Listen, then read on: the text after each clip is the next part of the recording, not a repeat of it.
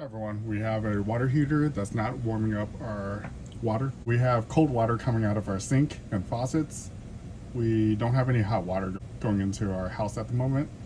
This water heater is located in our garage, and you see there's two panels right here, bottom panel, top panel. What we're going to do is we're going to turn off the power to this water heater, and then we'll open the top panel to reset it. Let's go ahead and get started. We have our access panel with all of our circuit breakers, and what you want to do is look for your water heater. So on this side, whoever installed the panel usually labels all of the locations for it. So you can tell this one, heat, would be the heater. This would be this top one. It's labeled, it's numbered. Do you see 246, 246? So you just look at where the number is located. This one, the range. So range is 6 and 8. 6 and 8 would be, this is the range. Next one, water heater. This one is 10, 12. So 10, 12. So this is our water heater. Go ahead and turn it off. Okay, so now there shouldn't be any electricity at our water heater. Okay, so now we're over by our water heater, and we need to remove these screws. There's 2 Phillips screws on our water heater. Use a Phillips screwdriver. This is the plus sign.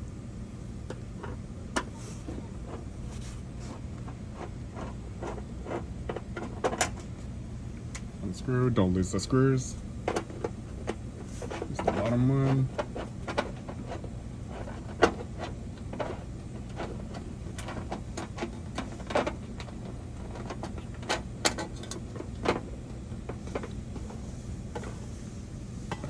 So remove the access panel, and you have fiberglass insulation in your water heater. Go ahead and pull this slowly out, and do you see there's a little hole here? So that's the reset button. All you do is you press that reset button, and it resets your water heater. Put the fiberglass insulation back on like that. So right now we still don't have electricity, okay? So you don't want electricity going in here while you are working with this panel. So our circuit breaker is still off. Go ahead and put this panel back on. So I'm gonna use 2 hands, and we put the screws in. Top screw and bottom screw back in. And we just use our hands first to tighten it. And this makes sure we have the threads screwed in correctly. Now it's still kind of loose. Use your screwdriver and tighten it.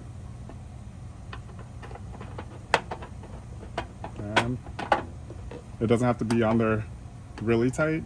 It just doesn't need to shift. So do you see how that is on there pretty good? All right, that's on there pretty good. So that's both installed. Now we're gonna go back to our circuit breaker and turn on the electricity to the water heater.